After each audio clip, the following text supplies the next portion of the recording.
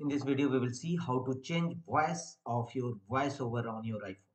You can easily change voice of your iPhone voiceover. To do so, tap on settings of your iPhone and here scroll down and tap on accessibility. Here you will find the option voiceover. Tap on it and here scroll down and tap on speech. Here tap on voice and choose as per your choice. Change this. My favorite food is pizza. You can also voice setting.